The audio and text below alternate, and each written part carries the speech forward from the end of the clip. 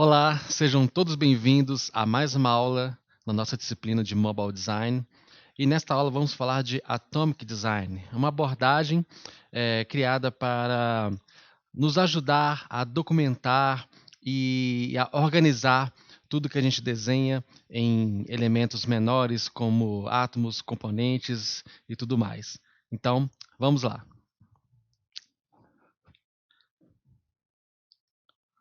Então, a gente vai falar agora, né, de Atomic Design e tudo que contempla aí este método, essa maneira de organizar os nossos projetos, os nossos desenhos e tal. E a gente vai perceber que ele pode até não se encaixar totalmente à nossa realidade, mas ele é flexível o suficiente para a gente adotar aí nas nossas empresas e dá sim para utilizar. E eu atualmente utilizo esta metodologia de organização de design e tem me ajudado bastante, tá certo?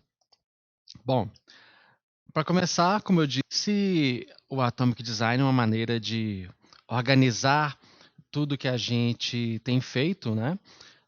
Como um sistema de design. A gente pode até interpretar dessa maneira, um sistema de design, um design system. E ele adota uma metáfora extraída da química e biologia, né? Uma metáfora das ciências naturais.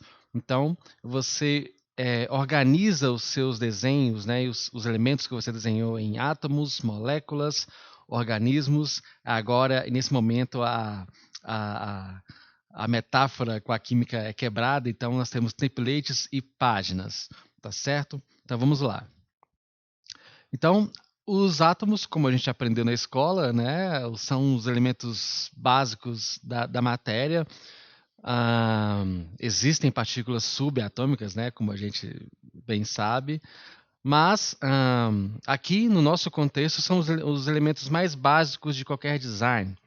Por exemplo, se eu tenho um campo de texto com label, então aquele campo a gente pode chamar de átomo. Então, aqui no design de interfaces, os átomos, né, são como se fossem as tags de HTML. Para quem já entende, sabe o que é HTML, já escreveu, né, alguma linha de HTML, consegue perceber que quando você tem aqui um label, um campo de texto e um botão, cada um desses três elementos a gente chama de átomo. Então, e a gente, quando você designer, cria uma interface e na sua interface tiver um campo de busca, e se ele tiver lá um label, um campo de texto e um botão, então você, mesmo sem saber, criou aí três átomos, né? Você teve sim que desenhar o label, o campo de texto e o botão, e na hora de documentar isso, você coloca isso e componentiza esse tipo de coisa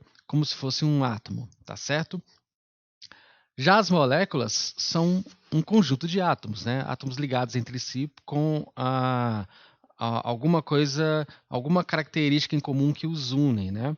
Como eu disse, um sistema de busca, né? Uma caixinha de busca formada por um label, um input e um botão. Então, esse conjunto label, input e botão formou, adivinha, uma molécula. Então, esses três átomos, né, label, input e botão, formaram uma molécula e eles também podem ser reutilizados em outros pontos da interface. Olha que bacana, eu sei que tanto o Sketch quanto o Adobe XD permitem que você crie uma espécie de símbolos ou variáveis, né?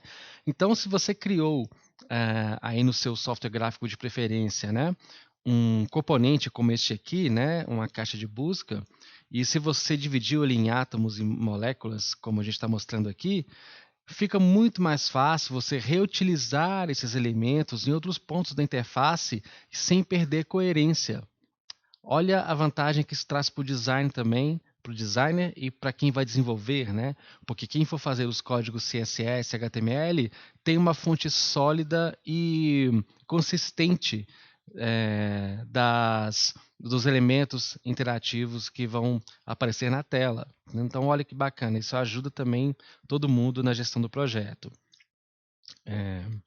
Então, depois de átomos, eu evoluo para moléculas, das moléculas eu chego a organismos, né?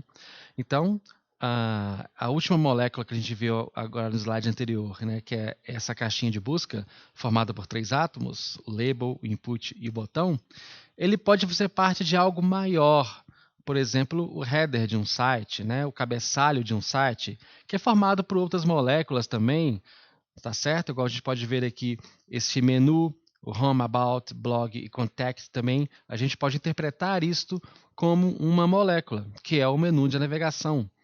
Né? Nós temos o logotipo ali na esquerda também, que pode ser um outro átomo ou outra molécula, dependendo de como você fizer é, esta essa composição aí.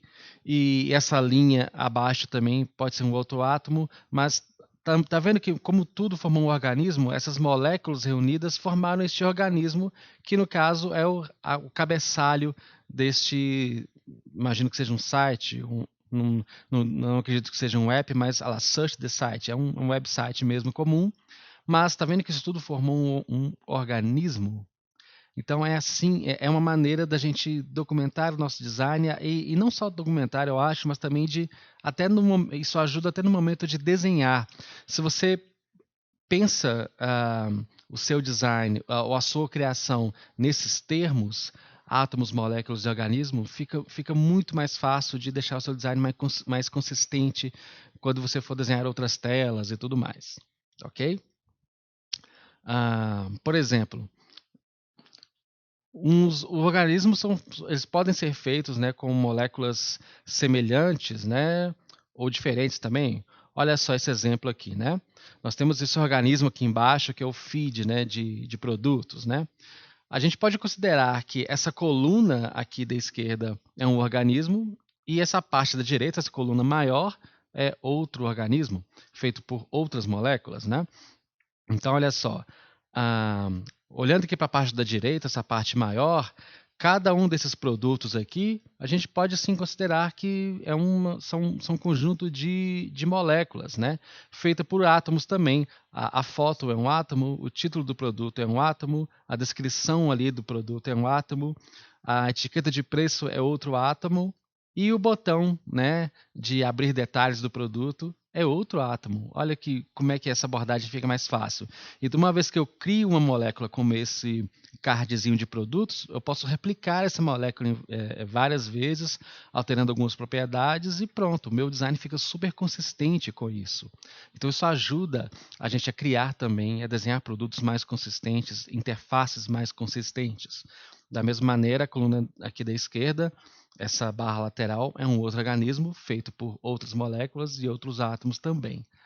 Deu para entender? Então isso ajuda a dar consistência ao nosso design. Tá certo? Quando a gente pensa com essa abordagem assim. Agora a metáfora da química foi quebrada, né, um pouquinho. Agora é o momento que a gente chama de templates, tá? Ah, que é uma maneira de você colocar ali os seus organismos e as suas moléculas distribuídas numa tela, numa página, mas a diferença é que no template, no que o Atomic Design chama de template, é aquela abordagem muito parecida com o wireframe, né, em que você não tem ali o design, o layout, a estética aplicada. Eu disse que o Atomic Design pode ser maleável o suficiente para ser adaptado à sua realidade. Por exemplo, no meu trabalho atual, eu não utilizo essa abordagem do template. Eu já vou direto para o próximo tópico do Atomic Design, que são os pages, né, ou páginas. Mas lá, onde eu trabalho, a gente trocou esse nome para UI mesmo, né? User Interface. Então, o UI final, né? A interface de usuário final é aquela que mais se assemelha ao produto já pronto, né? Feita no Sketch mesmo, com todas as cores, os botões, os estilos todos aplicados ali e tudo mais.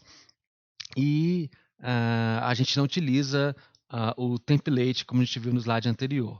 Então é aqui, é o conteúdo mais próximo mesmo, né? Assim, a gente, na hora de desenhar ali as telas, a gente coloca algum conteúdo mais factível, né? Mesmo que a gente não tenha ainda o conteúdo real, a gente evita um pouco colocar o lore Y e tal nesse momento, mas a gente coloca conteúdos que são mais próximos da realidade. Bom, e por que usar o Atomic Design ou personalizar o Atomic Design aí na sua realidade, né? Como eu disse anteriormente, esse tipo de abordagem, você pensar em componentes menores que são agrupados e formam outros componentes, nos ajudam a criar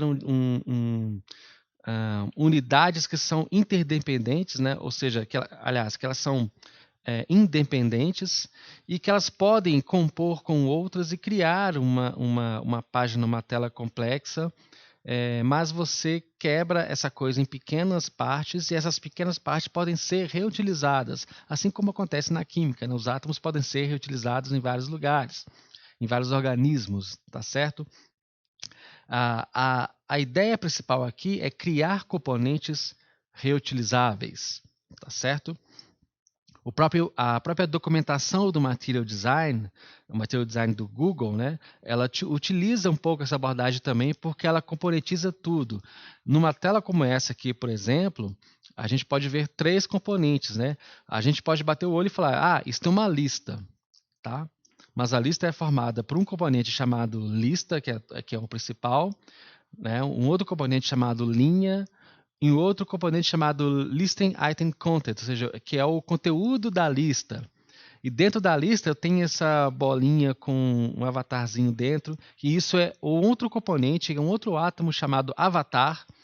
Tá vendo que eu posso criar componentes que são envolvidos por outros componentes, que são envolvidos por outros componentes, né? Vocês podem entrar aqui na documentação do Material Design e ver como é que isso funciona. Então, para quem já desenvolve, para você que é front-end, já é desenvolvedor, né? Temos uma boa notícia para você, é que sim, agora nós designers, nós entendemos o conceito de componentização, né? Finalmente, nós designers conseguimos entender o que significa componentizar. Ou seja, criar componentes reutilizáveis, fazer reuso dos nossos designs, dos nossos elementos, entender que a nossa tela que a gente desenha, ela nada mais é do que um fruto de vários componentes que foram agrupados ali por afinidade, por proximidade, criando moléculas, organismos e a tela inteira. Então a gente agora entendeu finalmente qual o conceito de componentização, que para vocês que desenvolvem, né, para quem já programa aqui, isso já é um conceito mais familiarizado com vocês.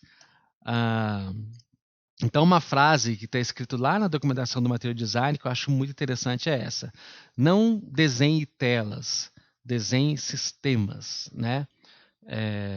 Construa design systems. E a gente pode ver aqui que grandes empresas usam essa mesma abordagem também, né? Foi-se o tempo, né, que a gente criava ali nos anos 2000, início dos anos 2000, final dos anos 90, a gente desenhava tela por tela, né, como se fosse uma coisa independente, né, um sitezinho ali de 5 ou 6 páginas. Então essa era acabou, né? Não existe mais, né? Então agora a gente precisa ter a preocupação para que o nosso design cresça em escalabilidade e em complexidade também. Tá? Isso é muito importante, crescer em escala e complexidade. Tá? A gente tem aqui alguns exemplos, né? Esse site é muito bom, que é o Design System do governo americano, né? Então, todos os elementos, todos os átomos, vamos dizer assim, que são utilizados nos produtos digitais do governo americano estão documentados aqui. Os botões, os grids, os labels. Então, é uma documentação muito bem feita e pública. Você pode acessar e se inspirar aí nessas documentações. Temos outro aqui, o do MailChimp também, né? Que é muito interessante. Os padrões de design do MailChimp, todos documentados, os botões, os labels, radio buttons, progress bar. Então, todos documentados minimamente, ali, cada componente minimamente, muito mais do que uma tela, né, geral, ok? E você pode encontrar outros guias de estilos, ou design patterns, ou design systems, que são conceitos que são diferentes. Na aula literativa a gente fala um pouco mais sobre isso, né? A diferença entre Style Guide e Design System. Mas neste site aqui, styleguides.io, você pode ver uma série, centenas ali de exemplos bons para se inspirar. Tá ok? E temos também, né, a documentação das plataformas com as quais a gente mais trabalha aqui, né, que essa corrida de dois cavalos apenas, né, que é o iOS e o Android. Então tá aqui o link, você pode acessar e ver como é que as coisas funcionam e tal. A Apple melhorou bastante a sua documentação ao longo dos anos, tá? A do Google sempre foi melhor, por incrível que pareça. E o Material Design também é uma documentação muito boa, muito extensa e muito completa. Então, concluindo, o Atomic Design é uma abordagem que nos ajuda a documentar o nosso design, mas não só isso, porque a gente pensa com a cabeça focada em componentes, né? É o Component Mindset, ou seja, você pensar que você não está desenhando telas genéricas, mas sim componentes. Pense em isso, pequenos componentes que vão compor uma tela maior, né? Você pode adaptar essa abordagem aí na sua realidade, nem precisa chamar de Atomic Design, chame o nome que você quiser, né? E principalmente, não desenhe telas, desenhe sistemas, tá certo? Essa era já acabou. A gente desenha agora esses sistemas, né?